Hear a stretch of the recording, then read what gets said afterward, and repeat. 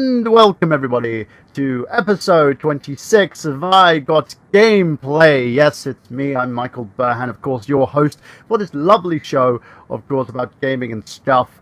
And I hope you enjoyed episode 125, of course. I was going to say 26? Yeah, 126. You just said 26. Well, I'm sorry. Rookie mistake. It is a rookie. Yeah, 100 there, Mikey. Well, okay. Well, there you go, guys. It's a rookie mistake. And also, speaking of rookies, of course, we have the gentleman who's known as Rookie of the Year. He is the enjoyable, the non-compromising, the amazing Mr. Lawn Boys Post 1975, Mr. Dave Wade. Hello, sorry, I didn't mean to be a dickhead then. Oh, no worries. By the way, guys, I know you're probably, for those of you who wanted to listen to Burhan and the Boy on Thursday, myself and Dave just couldn't connect. Dave had a vom day. I had a very I wanted to collapse in my bed day. So you had food poisoning, I believe. I did. I had food poisoning from the Play Expo on the Sunday, which I ended up throwing up in the car. That was fun. So what you're basically saying is, to anyone out there who's going next year, bring a packed lunch. Yes, or eat out, because Blackpool has some amazing places to eat out at. Several different places, rather cheap places, of course, as well, including your Chinese restaurants, your pizzas, whatever you want. Just don't eat in the canteen, because basically these people either don't wash their hands or leave their chicken out to pasta. It was the point I had this thing and it made my stomach go whoa, so that wasn't great. Speaking of something that would make your stomach throw up, yes, we have also with us a gentleman who was probably the second time he's been on the show, hasn't it? Mr. Ryan King. Yeah. Sorry, I sound like shit. I'm on my phone right now. I'm transferring over to my laptop in a second, so... No problem, my friend, no problem. I can understand. Ryan, where are you best known from? Occasionally appearing in more popular people's videos. That's the thing that I'm most popular for. I'm like Boba Fett, except shittier. That's a great analogy. I'm like Boba Fett, but shittier. But that still makes you awesome, because shittier than Boba Fett, it's still awesome. That's Deadpool. If you're shittier than Boba Fett, that would make you Jango Fett. Ooh. So that would make you kind of like a Kiwi Australian fellow. I'm not. Just turn that into a xenophobic statement. I'm merely saying that Jango Fett was not as cool as Boba Fett. Well, Jango Fett was kind of shitty, to tell you the truth. He was this bland individual. Like, you had this exciting Boba Fett, and then you had Jango Fett, who was like, yeah, but you know what? Hi, they Jango made Fett me to make more exciting guys. Boba Fett was a man of mystery. Boba Fett was also the most awesome person on the planet, if you check out all the memes he was in. And apparently, the guy that my girlfriend wants me to dress up as. Don't know why. Anyway, I have a very freaky relationship. Going on from freaky relationships, I have no idea why I'm segueing like this.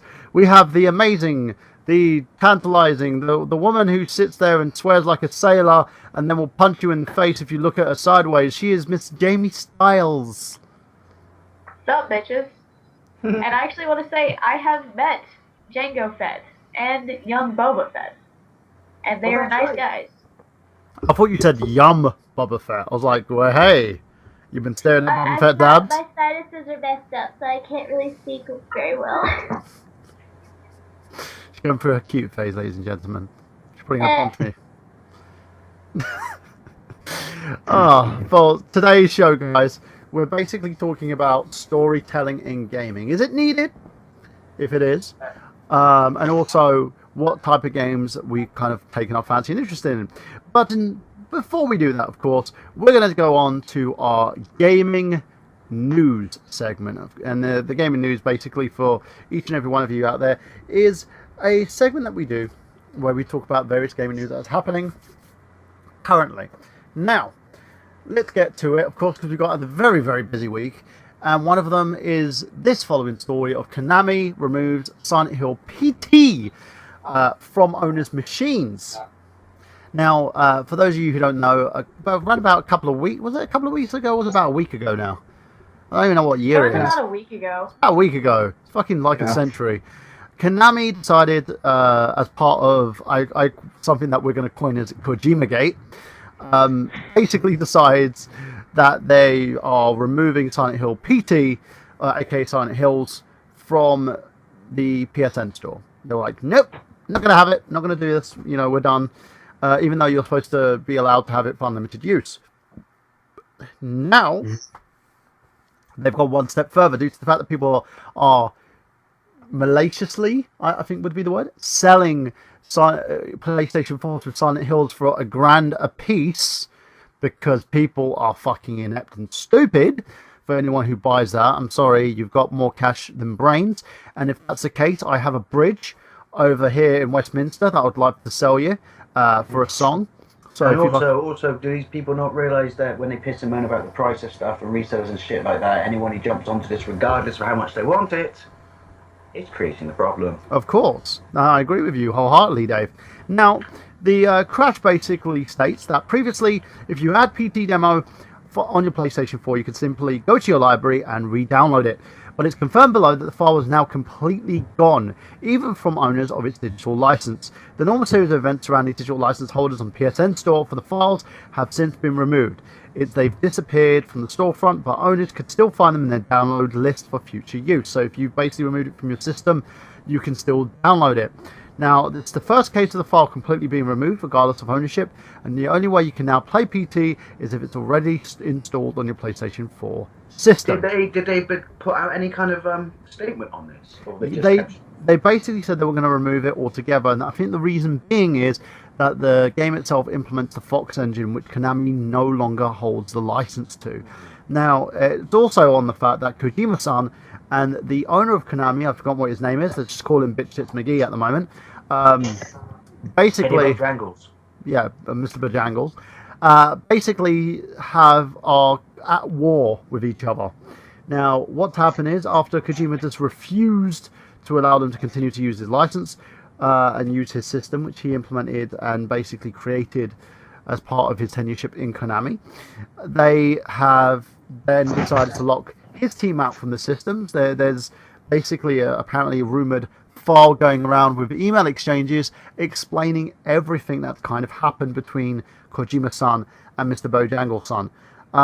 So basically, it's almost like we talked about in the pre-show about Marvel and the studios, Disney, which is it's tit-for-tat people shit again. Pretty much. Kojima has basically stayed quiet about this. He hasn't said much. The last thing he tweeted was himself in a helicopter saying, like, bidding everyone in a helicopter, bitches? Sorry, yeah, pretty much what Kojima did. But hasn't, people thought this was basically a trolling situation, that Kojima didn't mean that he was going to be leaving Konami. But it is actually, clarified that he has left. He's gone now. Which is, this situation is a pretty bad situation altogether. Now, myself, I've had previous dealings with Konami. My contact in Konami has recently departed, and they are actually looking at closing up shop and removing the UK variation of Konami up in Westminster. So that's going, from what I've been told. Then they're going to be licensing all Konami properties to a PR company instead, because reasons. They've delisted themselves from the New York Stock Exchange as well.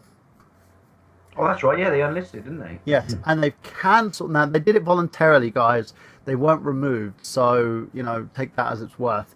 And from what I've been told, and this is a rumour, take this as a pinch of salt, they are looking at selling off a few of their properties to other companies in order to basically either remain as a publishing house and focus more on mobile app development and PC. Pretty much kind of the way Sega's been doing things. Now, let's take it over to our panel here. Mr. Dave Wade, Mr. Lawn Boy, Mr. Post. Can you explain to me your opinion on this? What do you think of this? And do you think Konami is taking things a bit too far? I think Konami's gone batshit crazy, to be perfectly honest. I don't know what. I mean, I'd love to be a fly in the wall in some of the meetings behind the scenes between Hideo and the rest of Konami, just because there seems to be somewhat a massive amount of inner turmoil going on there in politics, and I don't know if they're at the same level Capcom was a year or so ago, but it just seems like, I don't know, swatting a fly with a rocket launcher. It seems to be going to the far extreme end, which makes me beg the question, which is there a lot more going on behind the scenes that we don't know? The fact that while voluntarily they unlisted themselves, are they financially stunk or expecting big problems? Or it just, I don't know, it seems so extreme that, this is not me wanting to sound Captain Conspiracy, but it seems so extreme that I expect there'll be another half of this story coming out at some point, which makes us understand why they've gone to this every half. Yeah, there's always two sides to every story. That's the big thing about this. There's two sides to every story. There's not just one-sided. We can't just look at what people are saying on the No, what I'm internet. saying is it will come out at some point. Yeah, of course. And hopefully this will make sense. But when it does, I think it will be the reason this has happened is for a genuine reason, and Konami aren't as solid as it may appear from the outside. No, I agree with you. Now, Jamie, what about you? What do you think about the situation, and do you think this is a good or bad thing? I think it's a hella bad thing. I actually kind of agree with Dave on this one. They've gone fucking insane. There has to be something else going on inside that we don't know about. I mean, I don't think that Konami would just randomly blow up for no reason. Like, they took off one of these top-selling games that would have made them millions. Kojima's left. They've taken their name off of the roster. This is stupid. This is completely... I completely and utterly agree with everything that Dave just said.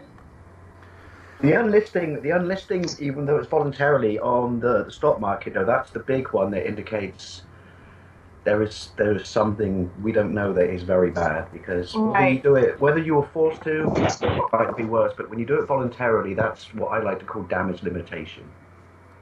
What about you, Ryan? What do you think of the situation with Konami? Do you think that this is a bad thing that's going on currently, or do you think that as a company, Konami are kind of trying to find where their place is now?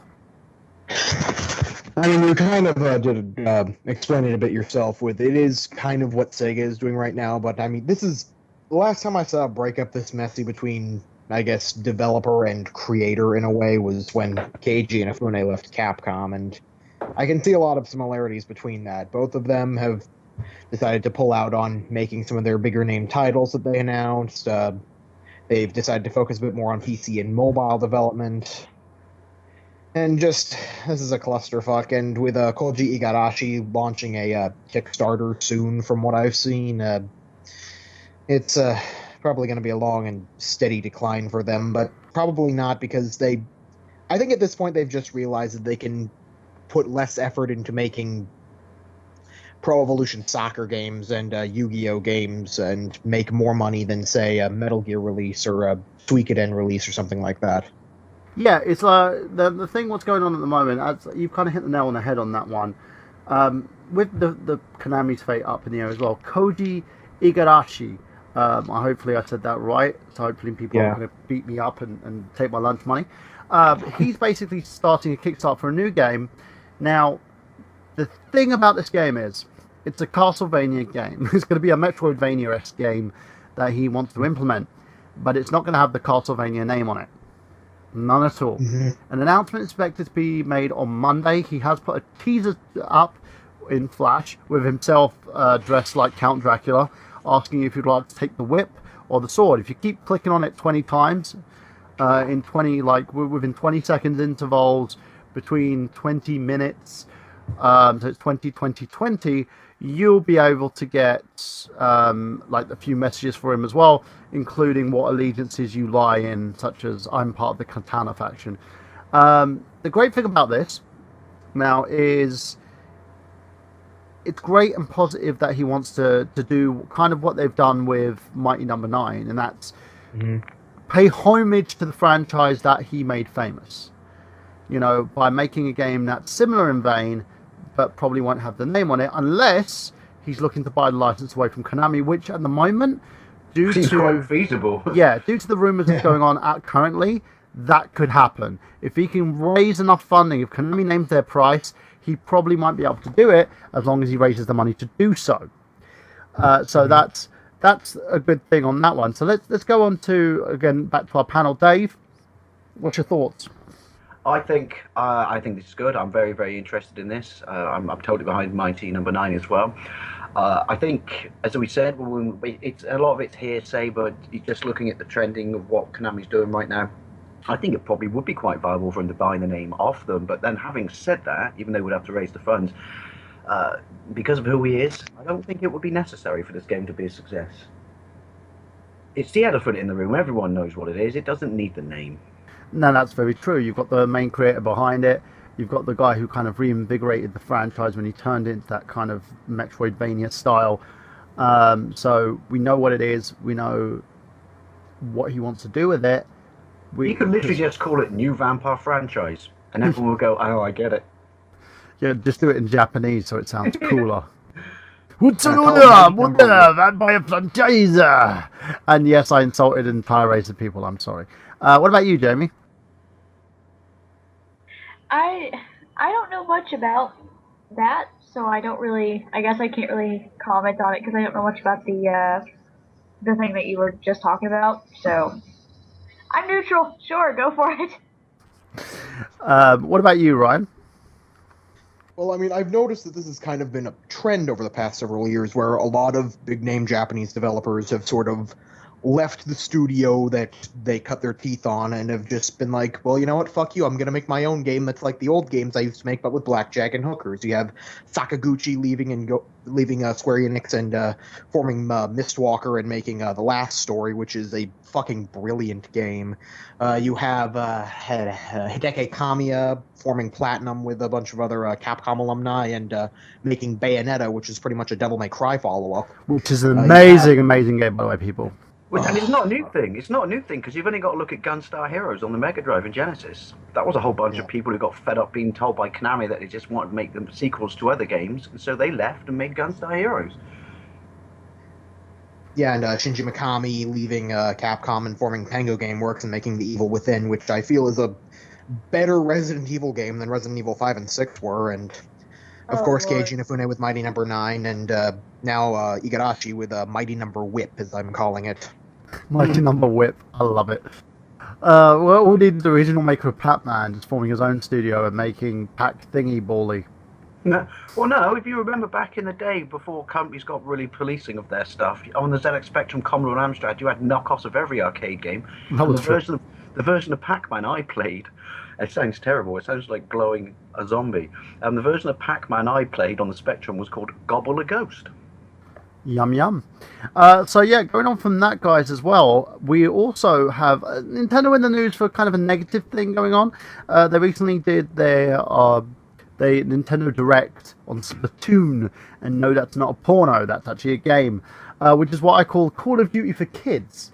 I managed to actually play a copy at EGX and also at the MCM Comic Con as well. Played a couple of copies of this game in Nintendo booths, and it was a really good game. Enjoyed it wholeheartedly. I felt that the game had potential to be something pretty good. Now, as a fan, you can play it as well. If you basically check on the Nintendo Store at the right time, and you have to download a time download that you can only play at a certain hour of a certain day at a certain time at a certain minute. Fans don't like this because people don't like, Xander did a rather drunken rant video about it recently, which cracked me up to whole heart, because Xander was sitting there going, because I don't like it. Happy gaming. Just check the video out. Go to youtube.com/Xander Scullion. You will not, you will basically lose your shit. It's actually quite funny watching Xander drunk on camera. But the whole idea about this is it's kind of flawed in a way, because if you're going to give people a timed demo to play at a timed hour, a timed minute at a day, this isn't alienated 3/4 of your fucking market. pretty much. Dave, take it away. I won't be able to get to do it because working nights means I'm pretty sure it will happily coincide with the time I'm working. Because generally stuff kicks in at midnight, doesn't it? Even they may say an hour time day, but that's what happens. But what really annoys me about this is Wii U demos are time restricted anyway. So now they're adding an extra dimension of time restriction, which is you can only play it now, whereas it used to be you can only play it a certain number of times. So it's like making it exclusively exclusive for about 5 people who are lucky enough to accidentally stumble upon the eShop at that time. Pretty That's much. stupid. Or if you're basically subscribed to Nintendo's newsletter, or you're on their website at certain points in time as well, or you get text messages from fucking... Surely that's damaging to the... they're trying to create exclusivity, but then also at the same time, surely that's damaging in the sense that don't you want as many people... If you're that proud of this product and that invested and sure of it's a slice of fried gold, then don't you want... like maybe just limit it to literally 5 plays of the demo, which again I disagree with, if you want to make it exclusive, but at the same time you still want as many people as you possibly can to get hands-on with it, if you're impressed with it, because I otherwise wholeheartedly it's not... agree with you. Yeah, I agree You're with not you. advertising it. You're not getting your product out there. I And you agree. can't piss and moan and turn around and go, "We got a lackluster response to this." No shit, Sherlock. You made it a fucking needle in a haystack. I agree, and this is the thing, and I've said this. I'll wait for the game when it's released and probably buy it when it's released. Well, if I have money at the time. What about you, Jamie? What do you think about this? I think it's a bunch of bullshit. My fiance works third shift, and so I am third shift as well. We sleep in the day, and if you release a demo for a certain amount of time at a certain hour for a certain minute for a certain amount of gameplay, that's fucking bullshit. If you're so proud of this game, why not let us fucking play it? You're alienating your market, and you're basically saying, oh, well, you know, if you work, or if you go to school, or if you do this, or if you're at the store at the wrong time, Basically, they've made a demo for people who are unemployed, but they're not going to have the money for it anyway. Who are unemployed, sitting in front of their television, waiting all hours of the day to play a Nintendo game. You just described me, really. Ladies and gentlemen, they made a demo for Ryan. So yeah, take it away, Ryan. What's your thoughts? By the way, Jamie, I did. And the worst part of that is that sorry, continue. I am indeed a vampire. I get up around maybe 4 p.m., maybe 5 p.m., and I go to bed at like 4 a.m. Are you like me in winter where sometimes you don't get to see daylight for 4 days? Yes, it's Isn't great. it wonderful? I want to love suck your blood. I have to take vitamin E pills and vitamin D pills because I certainly don't get it from the sun. He takes Oh my vitamin D. So, Ryan, take it away. Your opinion? Well, I mean, even though you just said that they made a demo for me, I still missed all the times because one of them was like really fucking early in the morning, and the other two were just me being really lazy. And this was in my favor because they listed all the times as my time zone on the Nintendo Direct they did because I live about an hour and a half away from Nintendo's headquarters in America. So, but I mean, it is kind of dumb, and I don't necessarily know what they were thinking about it, but really, it doesn't necessarily affect me since I'm already sold on the game. I got the amiibos pre-ordered from Walmart, and I got the game pre-ordered from GameStop, so I'm already going to buy it. Yeah, and I'm still having problems with basically the amiibo issues because I still feel that Nintendo have kind of making these figures limited. The people like I saw someone recently use the golden Mario from Mario Party 10 to unlock a golden cart and some golden like additions for Mario Kart. That pisses me off because this figure is now at $99, I think, at the moment by resellers, and there's no other way to get it unlocked unless you have a friend who has this figurine. I know it's their way of doing DLC, but Nintendo, you really, really need to find another way. Either fucking flood the market with these fucking figures, or give me some fucking cards that have the bloody chip in them so I can unlock this fucking content. It's ridiculous. Ugh. I have a quick question. This is for anyone out there. You don't have to answer it now, which is I need a tutorial on how to get my amiibo to go into my Wii U pad without me actually having to physically open it because I don't open You have to physically open it and remove the silver thing from there. Oh. Yeah. Because unlike what Activision and Disney Interactive did with Skylanders and Infinity Years, whatever the fuck those things are called, they actually put in a little foil strip that makes it unable for you to scan it onto your thing without taking it out of the box. Which is fucking annoying. I don't. It's not about me wanting to keep it to sell it down the line or anything like that. It's not about that. This may sound anal and nerdy, but so basically, you're not Monkey Spaz, who flipped all his amiibos. Yeah, I'm just, and I know a lot of action figure collectors like me, which is, I just don't open them. I don't buy toys. I know people probably hate this. I know it's a Marmite question, but I think they look nice and shiny on my shelf and on my wall and packets, and that's why I buy them. I shouldn't have to open it. No, that's fine. You know, you're entitled to do that. What I would suggest is you'd probably have to either buy doubles or find a friend of yours who has the same figures that you can use to unlock. So there's no, because like I said, I've only got a few and I haven't been able to do it because I don't want to open them. But, and this thing, I was really late to this because I only wanted a few of literally my favorite characters. But like, fuck you, Nintendo! I paid the money for this. I should be able to use it and keep it as I would because you've made a really nice figure, and you know that people don't open action figures, so. Stupid. But no, I think what they were worried about is they're worried about people coming in with their 3DSs or something. And but they've not limited it then. If you do open it, you can share it then. It's not like it's a one-shot deal. No, you can use it everywhere. The one thing I have a problem with them is. Go ahead, mail me all yours and I'll mail them back. How about no? what I'll do is when I Why do come you and think that's visit, bastard? when I come and visit you, I'll bring them down with me, and then my kids' ones. And this is the thing. I've stopped collecting them, and the reason being was because it was a rather expensive habit, and it was a choice of buying amiibos and food. So I decided food because I want to live. So there you go. It's silly, Burhan. You can't get downloadable content from food. I know. I tried putting a piece of chicken on my Wii U tablet, it just didn't work. So there you go, guys. On the news, I'm trying to have a look if there's any other news. Well, actually, let's go to There is actually. let's go to our panel. So, Dave, what news do you So have? supposedly, from a number of websites I've read this week, it's all over, and PlayStation 4 have officially won this generation. Jumping the gun a bit early, Can don't you you think? kind What I of thought. can you kind of explain that? Well, they're saying that their sales are in such a position right now, looking back at, despite the fact when Xbox cut their price and they had a surge and stuff like that, but some bloke has looked at all the trends and this and that and this, and then it's automatically predicted all future sales of the PlayStation 4 and just said, that's it, Xbox, you're out of the market. And I just remember thinking, no, how does that work? You can't predict future sales of any console ever, regardless of, well, it also does factor in the fact that when you get price cuts and promotions or exclusive software comes along. I just think it's a very arrogant statement being put out there that that's it, job done, people buy PlayStation 4. Unless it's an amazing piece of marketing by Sony, which is if we do this, maybe everyone's dumb enough just to go and buy a PlayStation 4. I just think I disregard anybody on the internet who says that they know that someone has won something, because usually that means it's some Arab king who wants me to pay him £12 million in order for him to give me £12 billion. And I've tried that, and I have yet to see my boat, Mr. King. Yeah. Congratulations, you have won a yacht.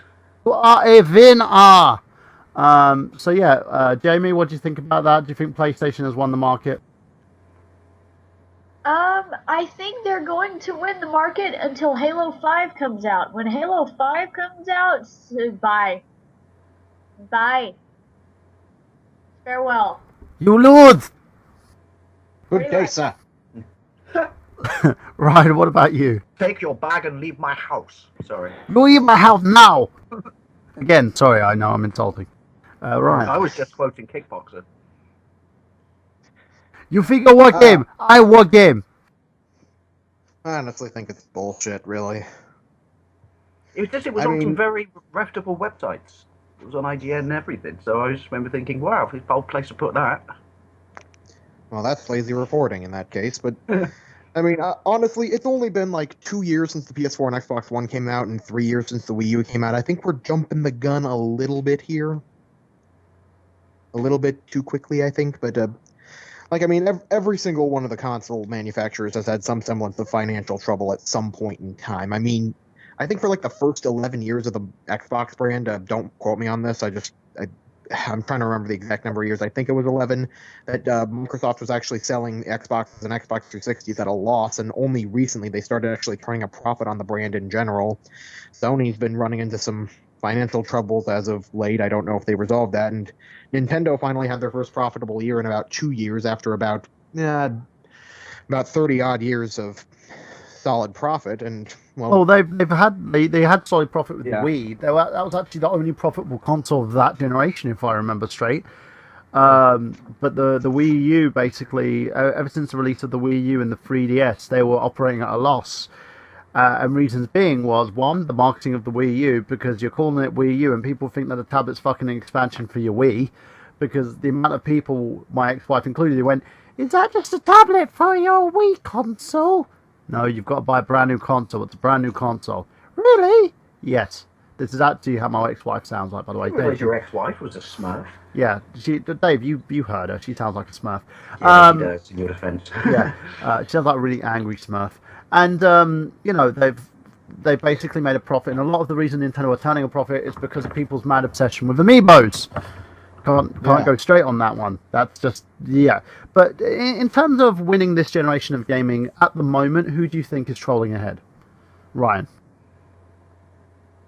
well, I'd say exclusive-wise, Nintendo, but again, well, sales-wise of consoles, obviously Sony, but I'd say with exclusives, I'd say Nintendo, really, because I honestly don't necessarily have too much of a reason to buy an Xbox One or a PS4, at least until Rock Band 4 comes out. Because I don't see any necessarily... I don't see there's no game out there yet that is making me be like, I need to get a PS4, I need to get an Xbox One or something like that. But the Wii U, I already have several games that I can't play anywhere else, and I'm having a ton of fun with them. Bayonetta 2, Wonderful 101, New Super Mario Brothers U, New Super Luigi U, Super Smash Brothers. That is basically the main reason why I bought a Wii U in the first place. And it kind of comes back to the turnaround when, not my question, which was also my news, which is, you can't predict anything. Like Jamie touched upon with Halo 5, you can't predict anything because there's no denying that Nintendo did, do a turnaround for the Wii U when they released Mario Kart 8.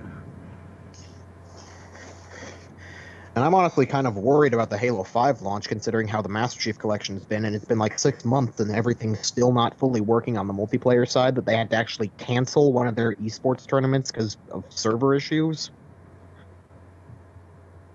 So there you go on that one, guys. And What is just going on at 343? well, just on the Nintendo news, Universal is opening a new theme park, and guess what it's based on, kiddies? EastEnders. Yes, EastEnders, because Pat Butcher's a thing. No, actually, Nintendo is opening a theme park. Universal is opening a theme park based on Atari. No, I'm joking. Nintendo. Now, the 10-year-old self is going to crap his pants, of course. Anybody out there who's basically got their inner child inside. I bet Jamie's sitting there just like soiling herself right now. My body is ready. There you go. Basically, Grandness reports that Universal Studios theme park will always find itself paying catch up with Disney's theme parks no matter which way you slice it. Disneyland California has 9 years in Universal Hollywood, and Universal Orlando is about as old as opening in 1990. Despite having arguably more badass rides, I can allude to that because I've been there. And then also the Wizard World of Harry Potter, Marvel Comics, Superheroes, Jurassic Park, an entire recreation of Springfield from The Simpsons. They'll never be able to compete with It's a Small World After All. And also, Like to that, I want to go to Springfield. and also the fucking teacups. Now, after all that, what could be more iconic than a high-pitched mouse, then an Italian plumber with a red hat and badass mustache, like mine, of course, because I have a badass mustache, and a pension stomping out motherfucking turtles. That too. Nintendo announced today that they'll be taking their talents to Orlando and Hollywood, Japan, Singapore, and for future properties, of course, bringing timeless games and beloved characters to Universal theme parks. Feel the pit in your stomach yet, you 10-year-old balls dropping in excitement? Mine have already dropped. Now, the immersive experiences include major attractions at Universal theme parks will feature Nintendo's most famous characters in games slated for official release. Now, there isn't going to be a straight-up standalone Nintendo theme park, at least not at first. Universal said they'll create a spectacular, dedicated experience based on Nintendo's widely popular games, characters, and worlds. So what this sounds like is they'll put all these dedicated characters in a Nintendo island in Universal's Orlando theme park, and Island Adventure at least. And if I had to venture a guess, they'll also put this, and putting in my speculation hat, this could serve as a replacement for Universal's Marvel Superhero Land, which has been rumored to be closing since Walt Disney now bought the rights to Marvel in 2009. The two sides are rumored to be ongoing talks. It makes sense considering the Marvel attractions exist at every Disneyland theme park except for Disney World, and Disney can't even use the word Marvel to promote Marvel-themed events at Disney World. Replacing Marvel with Nintendo would certainly soften the blow for Universal and could be a win for both sides. Either way, I can't wait to see what's coming up. Now, let's go to The only thing I panel. will say about this, when it becomes a fully themed section of a theme park, you just know that every store where you buy merchandise is just going to be shoving amiibos down your throat. Exactly. What do you think, Jamie? They'll probably use the amiibos to unlock certain parts in rides. Jamie, what do you think about this? It won't Jamie? be you have to be this tall to go on this ride. It'll be you will need. You have to have this specific amiibo. Yeah. Oh my god. You cannot ride this without unlocking it with your Mario amiibo, and every little kid sitting there. Brackets underneath in the small print. And no, you can't borrow your friends. Yeah. The, And then the you'll be, shop's over there. then you'll end up basically crying after you lose your amiibo on the ride. And then you have some little Japanese man collecting all your amiibos up and repackaging them for sale for $99 on Blowing the eBay. dust off them. Yeah. And then resealing them. Ha ha ha ha! Twirling his mustache. Stupid Westerners. Stupid Westerners. Nintendo's not for kids. So Jamie, what do you think? I think it's a great idea. I love parks. I mean, I love theme parks and stuff like that. It's going to be so cool. I mean, I've never went to Universal. Like, I've been to Disney World like once, and I want to go back, and I want to go to Universal, I want to go to the Wizarding World, and now I want to go to this Nintendo park. I want to go. You should take me. I should should. pay for me to go. Yeah, I should pay for you to go. 'Cause Yes. That's. Yeah, I don't need to eat. 2 theme parks and they're rubbish. I don't need to So eat. I it's just need the to go to Academy America and pay for Jamie to go to a theme park while I stand there and watch from the outside. Toronto. Yes. Theme park outside of Toronto. At Wally World. I don't know, but that's the only one I've been to. I've never been to a big theme park. It's a I'm really upset. tiny, tiny world. I'm never going to experience the Back to the Future ride. No, you're not, Dave, and you should be ashamed of yourself. Anyway, Ryan. Oh, my dick is rock hard at this. At just hearing about this, it is. Like, I mean, I kind of knew this was happening when Nintendo Land launched. It's just like, okay, they have to make a theme park tie into this at some point. And considering that Universal and Nintendo have kind of been buddy since 1989, when the Wizard came out, and which kind of begs the question of, is there actually going to be a real video Armageddon tournament here? Because that'd be amazing if they did. But I cannot wait for this. I haven't been to Universal in a couple of years, so I haven't experienced the Wizarding World of Harry Potter yet. So I actually messaged my sister like yesterday when they revealed this. I was just like, we have to go to Universal now when you get back home from teaching kids overseas. Because she wants to do the Harry Potter stuff, I want to do the Nintendo stuff. It's going to be amazing. Just don't go near anyone with a power Technically, glove Harry by the Potter name. existed all along. You just go to Glastonbury Abbey. And just don't go up to a guy called Lucas in a trench coat with a power glove, because bad things will happen. Yeah, he's in jail because he touched kids. It Is was that true? a whole new world to Yeah, the meaning. didn't I keep the love my power power gloves to glove. himself. It's Oh my so God. bad. Yeah, he went up. No, he's so bad. I love my power glove. It's so bad. Stay away from. Take your power gloves off. Keep your power gloves It's like off I got this. this image of him shivering in the showers when someone just says, so I'm going to introduce you. He holds up his hand, just goes, time to meet my power glove. Can you feel that, bitch? Can you feel that? Can you feel you playing with power? And that's Now an I image know- I can't remove from my head for the rest of my life. Thank you, Dave. That's how I feel about your mustache. Hey, my Now mustache I know isn't a why he's called pedophile's mustache. Woods. My mustache is an evil villain's mustache, okay, Dave? Alright. Or as we'd like to say on Slamcast, you're Freddie Mercury's gayer brother. Damn fucking straight. Oh my god, that's who you remind me of. Okay. Yeah, your mustache! That's who it reminds me of. It reminds me of Freddie Mercury. My mustache is a crappy mustache. Just to drift off slightly. Go onto Google, people, and type in go onto images and type in Barcelona FC manager, and tell me that's not a dead ringer for Burhan. I'm going to do that. Keep talking amongst yourselves for a second. I'm going to do I was that. going to do it as my latest separated at birth, but my last one was you and General Zod, but that was prior to your mustache. But yeah, no, I'm sorry, you're a dead ringer for Barcelona's manager. I like my mustache, though. He doesn't have a mustache, but he still looks like you. We shall see. I'm more of a Real Madrid fan, so shut So, up. guys, while I Google this guy who is supposed to be have my mustache, we'll be right back right after this, where we will basically discuss the tonight's topic, of course. Should storytelling be in gaming, and would gaming be gaming without storytelling? So we'll be right back after this, guys.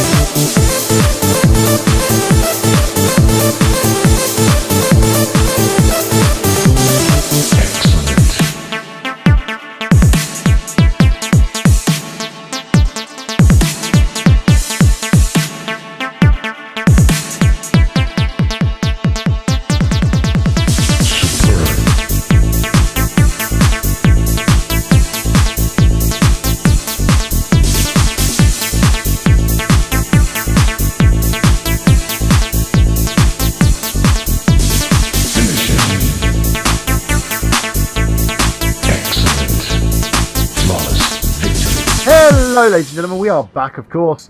And that song that was playing was a song. I have no idea what it was because it's a pre-tape. So I don't listen to anything. Yay! So we are back, of course, with our panel. You know Ryan King, Mr. Lawnboy himself, Dave Wade, and Jamie Styles, as we talk storytelling in gaming. So let's go into that and let's talk about the importance of storytelling. Storytelling is not a new thing, as over the years gaming has become more sophisticated. Game styling has become more beautiful in terms of presence and in terms of the way the games are made. And a lot of these games have become more cinematic in a sense. The game industry generates billions a year in the same vein as Hollywood, and basically has become one of the biggest mediums for people to kind of connect to.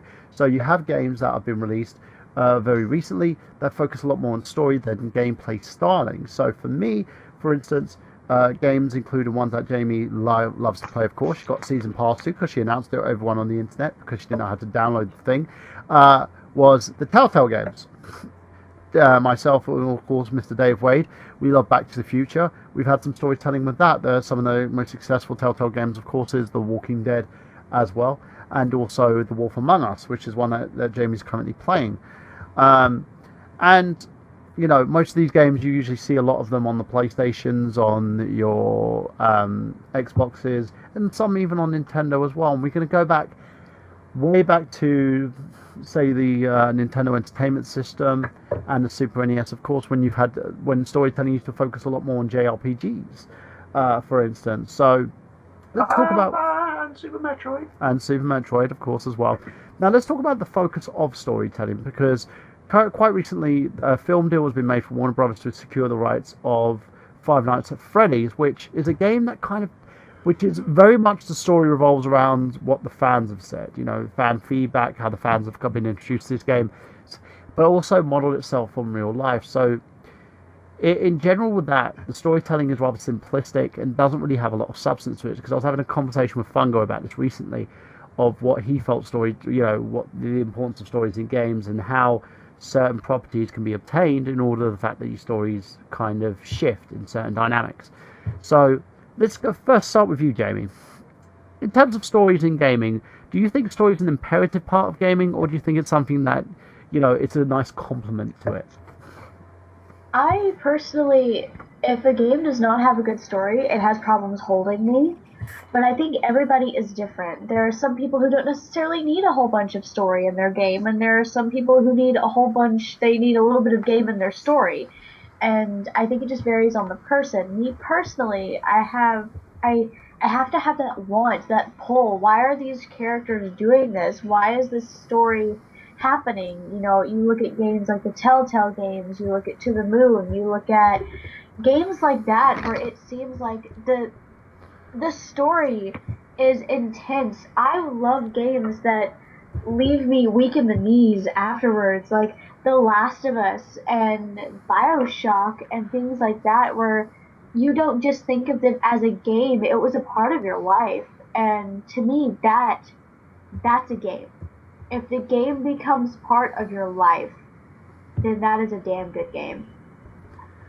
Mr. Dave Wade, what about you? What's your opinion? I think it's always been prevalent there to some degree, not very, you know, as technology's got further and further along, it's been better and stuff like that. But I think it's funny because I was on Desert Island Games last night, and one of my games I mentioned was Metal Gear Solid. And I think when games like that come along, they basically say to everyone else, we've just raised our A game, we've just raised current video games. Now, sorry, but basically you have to have a story of a movie quality and standard in a game. I think it is. It wasn't always necessarily so, and again, I say it comes along with the improvement in technology. But I think it's a must-have now. And things like Metal Gear Solid and Resident Evil 2 as well. What about Mario? No, I can quite simply put up with Mario's got a story as such. Princess gets kidnapped, Mario rescues Princess, everything's back to normal. Yeah, but they're like Mario Sunshine and stuff like that. Oh, Mario Galaxy. Yeah, that comes back to what I said, which is the improvement in technology. That they've added story, but simple, particularly mobile apps, and that they don't. But on a console as such, I mean, look at The Last of Us and that. I just think I don't think if you wanted to make a big blockbuster these days, if you had no story whatsoever, regardless of how shiny and fantastic it looked, I mean, as Jamie says, everyone's different. So some people just go, I don't care, I want a button bash, and this is awesome. But I think it's a given now that you need a strong story. You need. I mean, I think there's a reason that movie studios have been overtaken by gaming studios and franchises, and it's because it's a viable alternative platform now, thanks to storytelling. True, and it also has directors now. Like before, previously a game director would be someone like Hideo Kojima, who was the only person who was actually able to kind of direct his games because he didn't have any discernible talent in terms of gaming. He didn't know how to program. He didn't know how to do any art styles.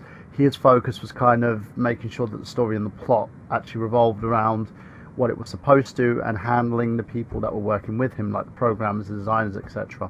Ryan, what about you? Okay, I have a bit of a complex view on this, or I'm probably just really pretentious in saying that, but either way... Pretentious, totally pretentious. Most of the time I defect to a quote from John Carmack when this thing comes up.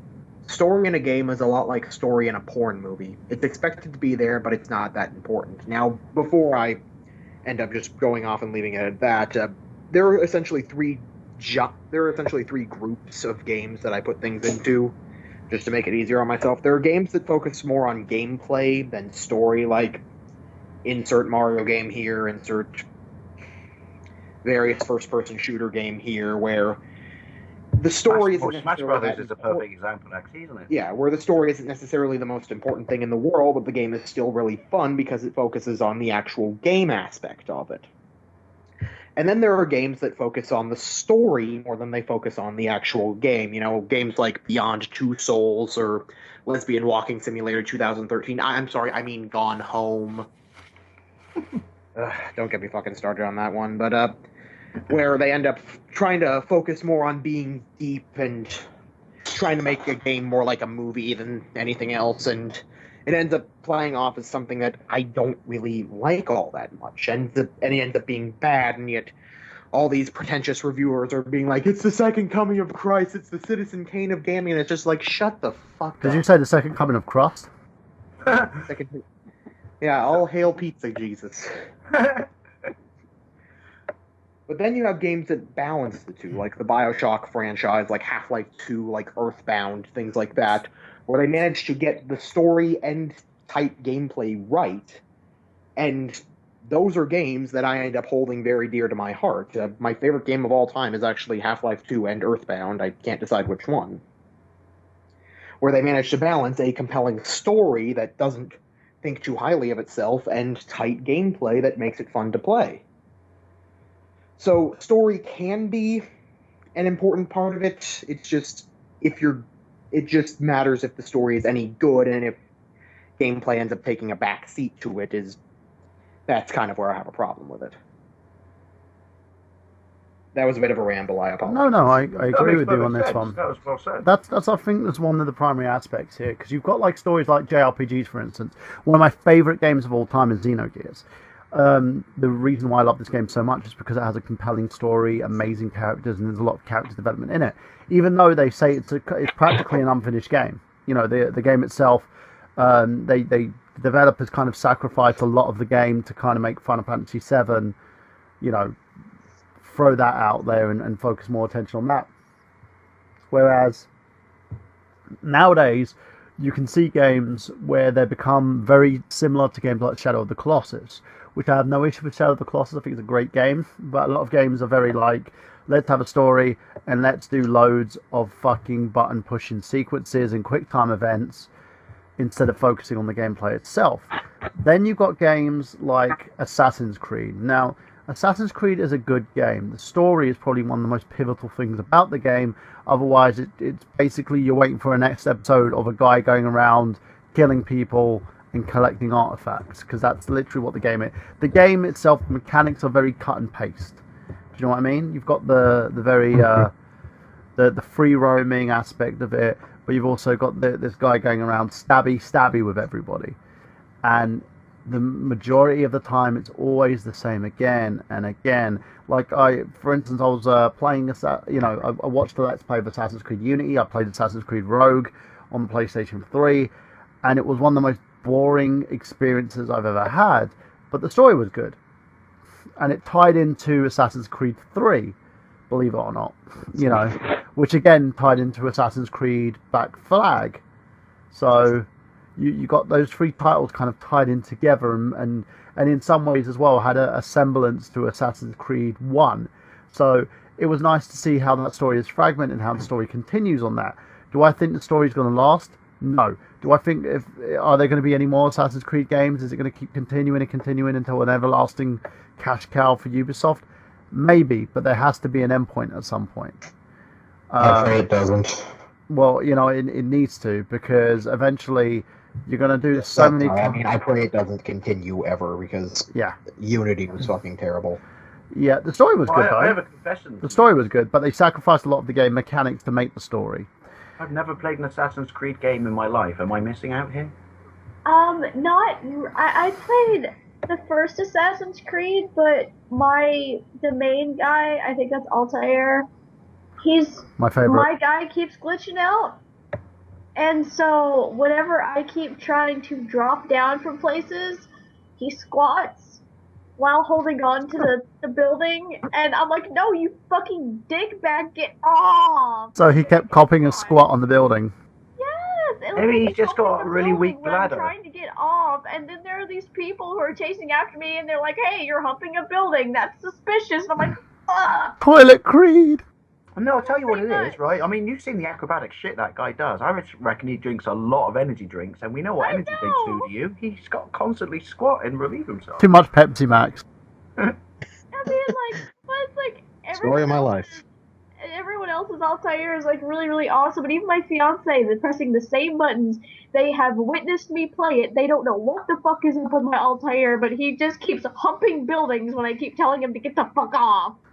So Jamie Star, like you know what? Got a bad case of itchy squirrel. Jamie, if you can, I want you to stream it on Twitch, because it will probably be the most comedic thing I've ever. You should start a new segment called Jamie versus Assassin's Creed. Jamie versus Assassin's Creed. I have a funny feeling you're gonna probably get like 1 million hits from it. You'll be like, "Why are you squatting? Stop squatting! Oh, Get off of her!" Oh god. You know what it is? It's basically. You probably should try Jamie. Maybe he's just got a case of shy bladder. So if you look away.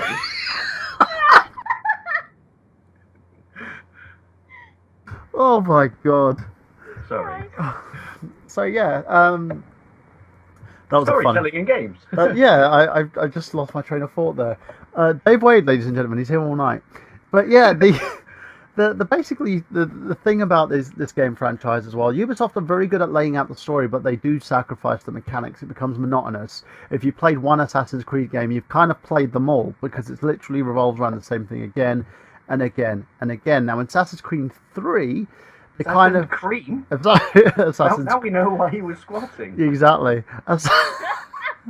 Assassin's Creed 3, they actually sacrificed the main character in order to give you a new presence in Assassin's Creed from Black Flag onwards, where you're playing an unidentified character who apparently the winner is you.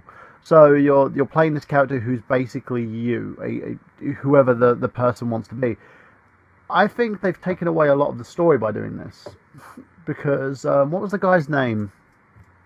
Ryan, do you remember the guy's name by any chance? I've got to look it up on Wikipedia. Who? From which game? You know the main character of the Assassin's Creed games?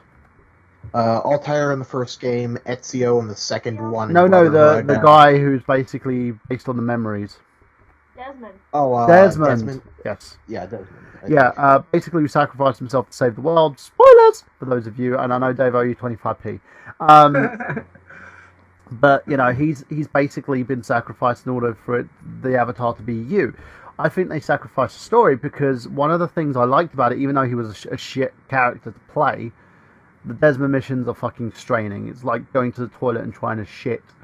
You know, when you're constipated, it's really straining to play his missions, and they took it with people's displeasure of the character of, oh, let's kill him off, and that's what they did. And by doing so, it kind of destroyed any semblance of his story. So now he's not a focal point anymore. I understand why a creator's first instinct is, oh, well, people don't seem to like where we're going with this character. Let's kill him off. Yeah. I don't think that's ever I the think answer. soap operas in the States in the 80s set that precedent, didn't they? With Dallas They did. Dynasty. Yeah, Dave, Yep. tell us about the Dallas effect. This is actually a thing, ladies and gentlemen, where they kill off a character, then bring him back when it's all a dream. Oh yes, this is because obviously me and Bohan are really, really old. Of Dallas, course. which was huge in this country as well. I remember the Who Shot JR episode. I remember being a kid watching it on the news, and that was flown over from the States with armed guards on the plane, so no one could leak the tape out first. But Not yeah, even basically- lying. This literally did happen. Yeah. And yeah, armed escort from the plane to the BBC TV studios. Was it HTV? I don't know. So when they actually, played it, because it was the Who Shot JR thing was a whole, big deal. And yeah, so there was a character, Bobby Ewing, who left to pursue a movie career. Bobby Ewing was his character's name. So they killed him off, and then the next season absolutely tanked. So in the final episode of the season, having done a whole 26-hour-long episodes of that entire show, and they realised that their ratings were down because everyone loved it. Was Patrick Duffy, I believe, who played him. His wife wakes up in bed and she can hear it, and this is infamous now. It's up there with Jump the Shark. It's called the shower sequence. Yeah, and she wakes up in bed and she hears the shower going. She walks. This is literally 30 seconds before it ends. She walks to the shower, and then her husband, who they killed off in the previous season, Bobby Ewing, just goes, "Good morning." And then it ends and the credits roll. And it turns out that entire season of 26 episodes was Pam's dream. Yeah, and that's how we're going to end an episode of I Got Gameplay. Jamie's going to wake up and I'm going to be in the shower and she'll be like, I'm like, hey, Jamie, it was all a dream. I Got Gameplay doesn't exist. And then I'll be like, yay, you can take me to Disney now. Yeah, I'll Yeah. be like, let me get my checkbook. Just chuck the towel off, sunshine. I want to go to Disney. Yeah, towel up. I'll turn around. But they also did it with Dynasty, there was an episode.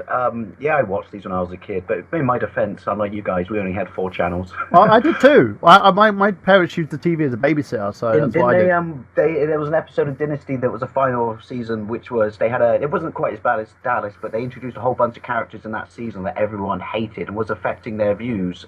So what they basically did was, in the final episode, when they all went to Europe to watch one of the characters get married, terrorists burst in through the windows and machine gunned everyone.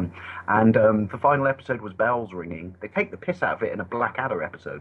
Bells are ringing, every single character is dead on the floor. And then when the next season started, all the characters they introduced in the previous season were gone. Do you remember? Everyone else turns out they weren't dead, they just survived the gun shooting. Do you remember what they did with Brookside, where they dropped the plane on everybody? No, that was Emmerdale. That was it. This is horrifically done. We have a sitcom, a soap opera in this country called Emmerdale that's been running for years. And They might as well treat it like it's a fucking sitcom. in their Christmas, it's a big deal. I don't know what it's like over there, but in soap operas in this country, it's a big deal that the worst things happen at Christmas. Because if I lived in a soap, if it was real, I'd go on vacation at Christmas. I would too. So- I would literally leave yeah. the street so I wouldn't be the person gunned down or So get basically this, in run an episode down. of Emmerdale, a plane, which is in very bad taste because of Lockerbie, but a plane crashed on the village on Christmas Day and wiped They out literally half. just dropped a plane on a whole bunch of people in a soap Yeah. opera. And the special Yeah. effects were pretty good for a British soap opera. But yeah, that's how they got rid of the characters they didn't like. They dropped a fucking plane on a Yorkshire farming town. Yeah, every time Hey, they you guys kill need off, to get into Desperate Housewives. This shit is whack. every time they basically kill off a character, my mum sits there and goes, that person's been fired. So it's actually quite funny watching You were these boinking episodes. the director's daughter, weren't you? Yeah, my mum just sits there. He's like, she's been fired, he's been recast, she's been fired. And I'm just looking at my mum like, why do you watch this crap? She's like, I enjoy it. Okay. But yeah, going on from that, basically, I don't know how he just went into They soaps. were explaining the dream effect. Yeah, the Dream Effect, what they do is they kind of retcon things, and Ubisoft has a kind of a knack for doing this in games, where they killed off the character of Desmond, so that there's this new character who's in, and now they're trying to retcon all the assassin sequences to move into this new character who we don't know. But apparently now, from spoilers for everyone that doesn't For know, the 25p, you owe me 50p. Desmond isn't dead. Oh, God, don't tell me they bring him back. Oh, actually, that would be quite funny if they bring him back in a shower sequence. Yeah, apparently there's all signs are pointing to leading back to Desmond. So that's kind of in one of the small little sequences here.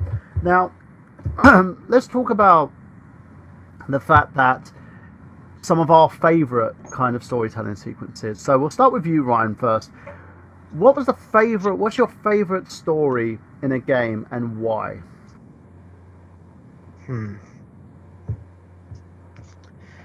Well, I mean, I did mention Earthbound a bit earlier, so I guess I'll just go with that, mainly because it kind of subverts every single thing that you think about when you think of RPGs. Instead of like some sort of misanthropic teenager who has to go on a quest to prove himself or whatever, it's a 13-year-old kid and his friends who have to go save the world by beating the shit out of everything with frying pans and yo-yos.